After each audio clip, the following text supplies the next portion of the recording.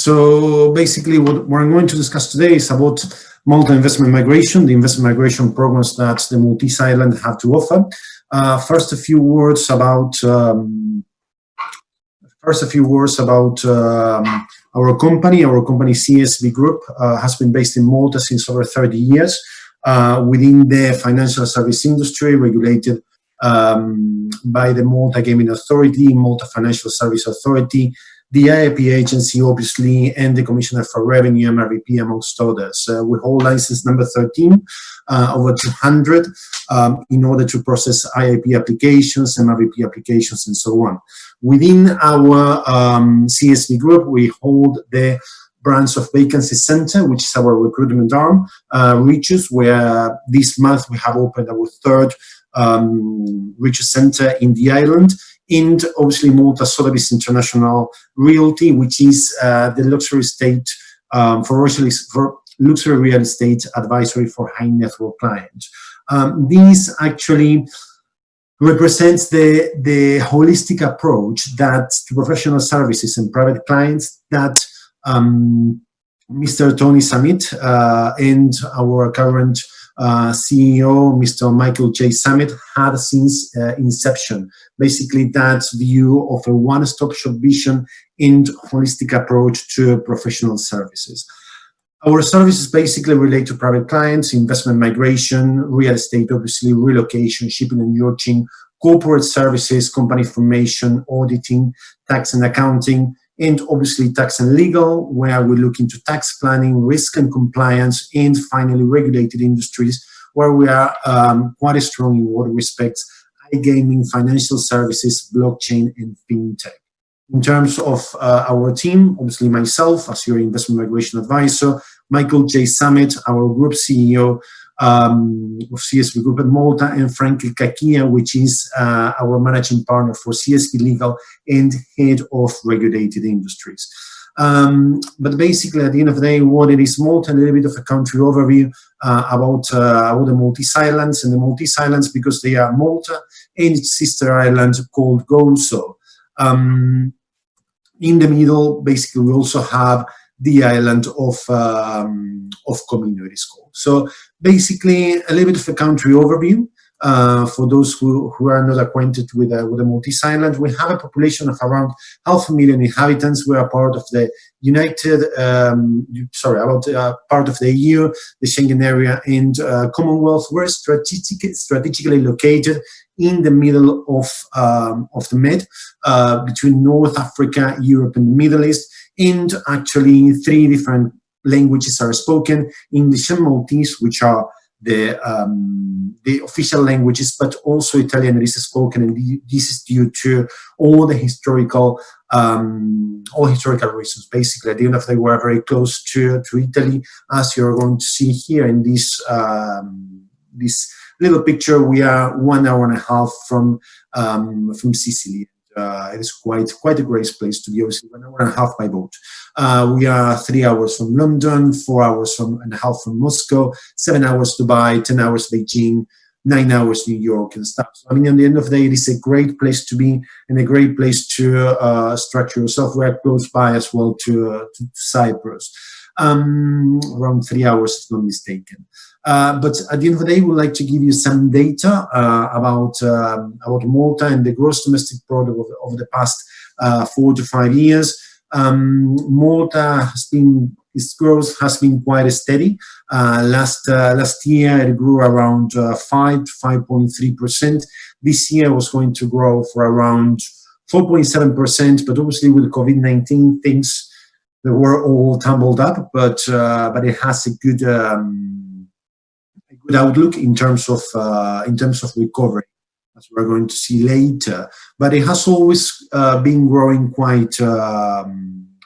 quite consistently, and always between 5 and 7% since 2015. Sorry.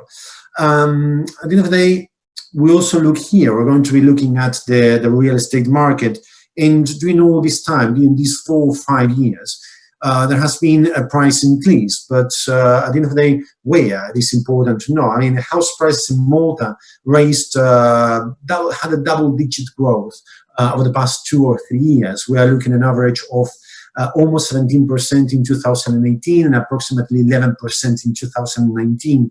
And obviously, I mean, there, when we look at the markets, the palatos and villas are the ones that they have that biggest capital appreciation together with terrace houses, and then the apartments and maisonettes. I mean, Malta, as an iGaming hub, has a lot of pull within fintech, iGaming, in these new industries, if we can call it that way, and that attracts a lot of foreign companies that, at the same time, they need experts and qualified people, qualified managers, qualified workforce, not only from Malta, but a lot of times they come from abroad, in that obviously those people, they need to live somewhere. So that is one of the reasons, apart from Malta having beautiful and traditional houses, as you will be able to see in the Malta Sotheby's website, if you would like to go.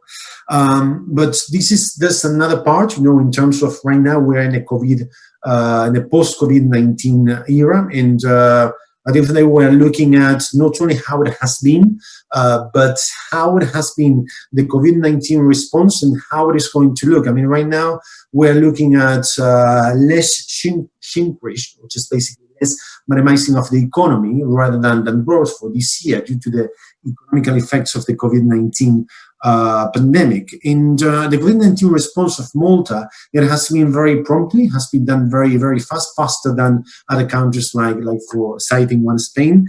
And as you can see here, I mean, from the 7th to the 23rd of March, there was a semi-lockdown. Then from the 4th of May to the 22nd of May, there was lockdown ease.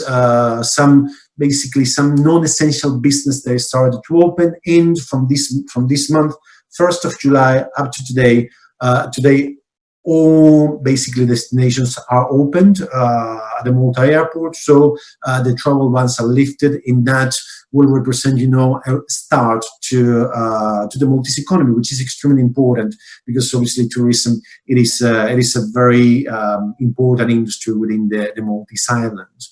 The Maltese response has been praised by the Europe regional director, and as today's news, there has been no new cases for the past 7 days, which is something extremely important, and because we are close to being COVID-19 free. And up to today, we have only 674 cases, 9 deaths, and 60 and 61 recovered. So they are really, really good numbers, because this helps not only for tourism, but for the whole society in general. So at the end of the day, despite the COVID-19, as we were saying before, the health system remained resilient and effective, as we could see. The debt to GDP ratio, it has always been low. That helps to that economic recovery. It is just basically over 40%. And all this together has made that during the last 3 to 4 months, the economy was stable. During the first quarter, there was a growth of 0.5% despite COVID-19. Remember that we went from winter to a lockdown, and nothing, no travel, no nothing whatsoever. So right now, what it comes, it is basically how this economy and the Maltese economy itself, it is going to reignite, how it's going to restart, and how it's going to be taken up to speed. And at the end of the day, you or your clients as investors are looking at that. And it's very good news that the government has put together a 900 million stimulus package. What they are doing, I think it is very good. It is they have given every resident a €100 voucher, so they can go and spend at their restaurants and whatever have you. And that actually is good. It's very important, because right now, everyone, I mean, including myself, you have after 2-3 months in confinement, COVID-19, whatever, you're kind of, afraid of going out, what is going to happen, I'm going to get it, I'm not going to get it. In those locations, like in Malta and any other jurisdictions, like we're going to see later with Portugal, Cyprus, Montenegro, people, they can go out. It is not a problem, but you have your mind, it is basically at an ease. And this, it is a measure to do that first step, and then people start basically to spend money at the end of the day. Obviously, then a fuel price reduction, and important as well, the reduction of taxes. The stamp duty went down from 5% to 1.5%, and the final withholding tax from 8 to 5%. There are a little bit of caveats there, but if you want to know more about that, let me know, pass me your email, and I will send you a couple of articles that our legal team, our tax team has created about that. So basically all of that, and together to what we were discussing before, you know, that safe harbor, that financial diversification, wealth planning, and that 360-degree approach that Dimitri was mentioning before in another side of things, but with that same holistic approach mentality. This is why we think that together, obviously, with Cyprus, Montenegro, and you know, Portugal, Malta itself, it is also a safe harbor, because it has, as we said before, a first-class healthcare system. You know, it has been very low impacted by the COVID-19 pandemic. Obviously, being in an island, you know, like Cyprus makes things easier, or the Caribbean. New Zealand makes things easier because you have a small population to test. You have the in and out of the population, they are less at the end of the day, so that it is easy to control the in and out of the country. The economy itself, it has a strong and stable economy. Malta's rating has been stable, and this is through the pandemic. I mean, Moody's, Fitch have issued a stable rating 2 months ago, and that has been replicated by Moody's last week, basically rating A or A2 in terms of Moody's or Fitch, and that means that the Maltese economy, although it is small, but the Maltese economy, it is resilient, it is stable, and it is reliable. And then obviously access to world-class education. The Maltese universities are great universities to be educated, and obviously strategically located. And all of this together gives that lifestyle, that luxury living at the same time. So now passing through this presentation of the country and why it is a good place to be, I would like to mention, I'm going to go into the investment migration programs of Malta. I'm going to touch base on the Multi-Individual Investor Program very quickly, and I'm going to talk about, probably you already heard about it, you know, there have been news over the media for the past couple of months, especially these last couple of weeks. I'm going to touch base on this, and also the MRVP and tax residence program. First, saying that the Multi-Individual Investor Program is reaching its cap, and will stop accepting applications very, very soon. And this will be replaced by a new program, of which we are expecting the new regulation soon, but we have some information that we can share. First, I would like to, you know, give you the benefits of the Malta IIP program, or the benefits of multi-citizenship worldwide. At the end of the day, you know, in the broad term, citizenship can be passed through generations. Applicants can include their family members, you know, parents, daughters, basically children up to the age of 26 years old. This is something that we'll have to see how it looks, you know, with the new regulations. A Maltese passport gives you visa-free access to over 180 countries, you know, the right to live and work in any other EU country, and obviously the ESTA to the US, the ETA to Canada. So that it is basically very, very comprised. Those are the benefits of the Maltese citizenship. It is something extremely important for, as Dimitri was mentioning before, that overall 360 degrees planning. At the end of the day, one has to look at each particular client and which is their best solution. In some cases, it happens that Malta may not be the best solution. Sometimes maybe Cyprus, sometimes maybe Montenegro, Portugal, or the Caribbean. That's why at CSV Group we have our citizenship planning services, which I head, and we can look at the best option for each particular applicant. There is not necessarily the best program, but there is the best program for each particular client in terms of what they want to do with the restructuring of their assets, if they just want to have lifestyle, global mobility, etc., and so forth. Up to today, the financial requirements of the Malta IIP, they are basically it is a three-layer program: real estate purchase or rental, government bond investment, and a government contribution. There are strong links to Malta, and there is a stringent due diligence in place. The entire process under the IIP takes around 14 to 16 months. However, and I'm not going to deep delve into the financial requirements because this just basically the program, it is not going to, the agency notified us as agents that the agency will continue accepting applications for citizenship until the 30th of September, and the applications for residence, which is the first step, they are going to be accepted until the 31st of July. But the clearances, actually, which is the first step that we need to submit to the agency, they are going to be accepted until tomorrow. So if you are there that you think that you want to apply for, for clearance, for the IIP residence or whatever it is, honestly, you have to do it in the next few hours, or you are not going to get your appointment for the residence. My recommendation will be, get your thoughts ordered. Don't do things on a rush, because when one does things on a rush, you never had it's very rare that you have a good outcome.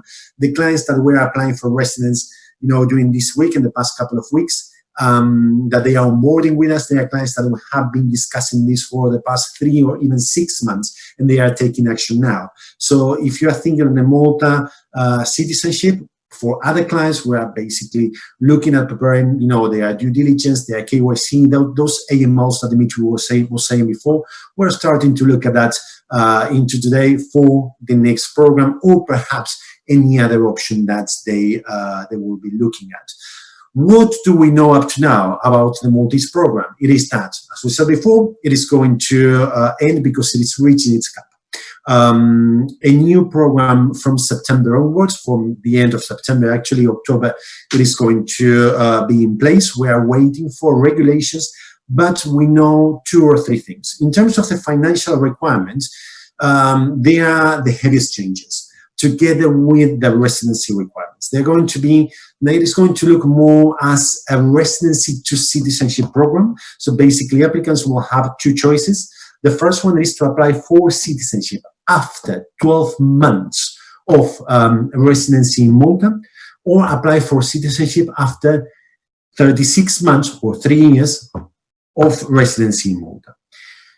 Depending on what they choose, the financial requirements are going to be different. So basically, they can do a property purchase, which is going to be the same in both options.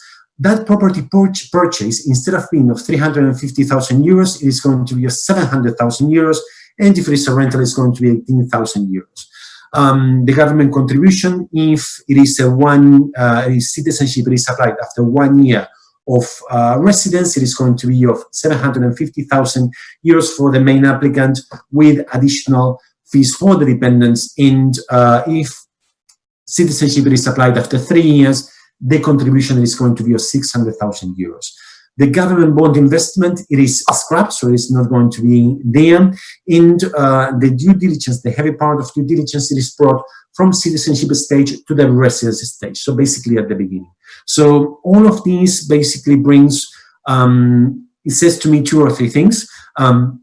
Basically, it is a very good move because it gives the applicants the certainty that if they get a residence, that the heavy duty of the due diligence is going to be done at the beginning, so that is good. That gives certainty. That also responds to other basically demands that were from outside Malta as well. And it also reflects, when you look at the qualifying investment criteria, and you look at on basically the wall of what is happening in other jurisdictions, it is the only program that during COVID-19 has put the financial requirements up.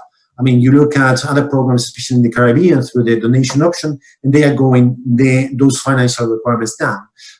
This basically, what it does basically is to strengthen that due diligence, to strengthen those requirements, and that obviously those links to Malta. So overall, we have to wait obviously until the new regulations come into place. We are waiting that to happen in the next few weeks. But we are, honestly speaking, we're excited on this development.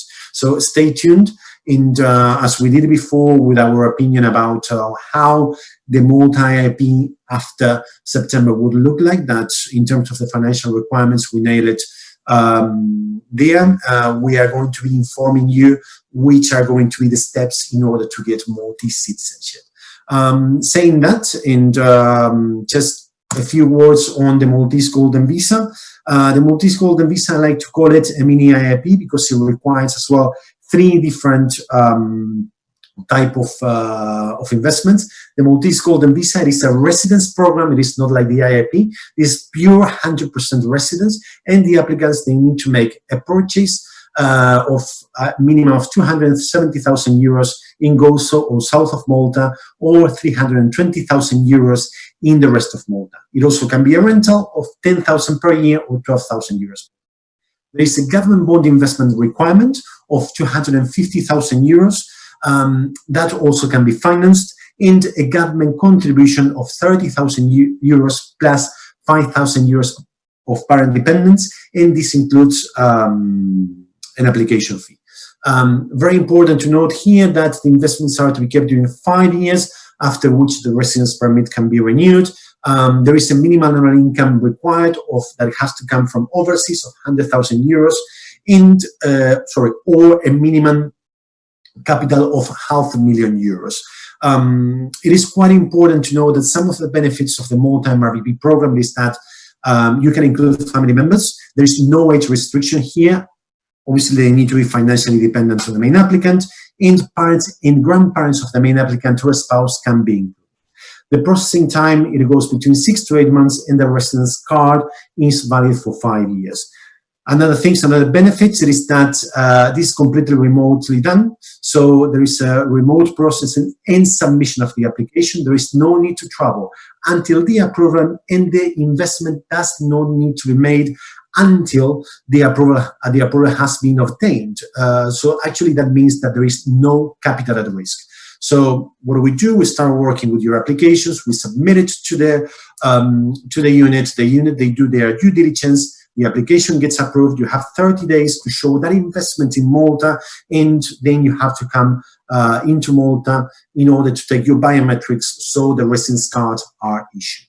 So that is about the Malta Golden Visa residency program. And finally, to finish the programs, we'd like to speak a little bit about the Global Residence Program, which is a tax residence program for third country nationals and called the Global Residence Program. This requires actually this has 2 simple requirements: rental or a purchase of 220,000 euros for properties in Gozo or the south of Malta, and 275,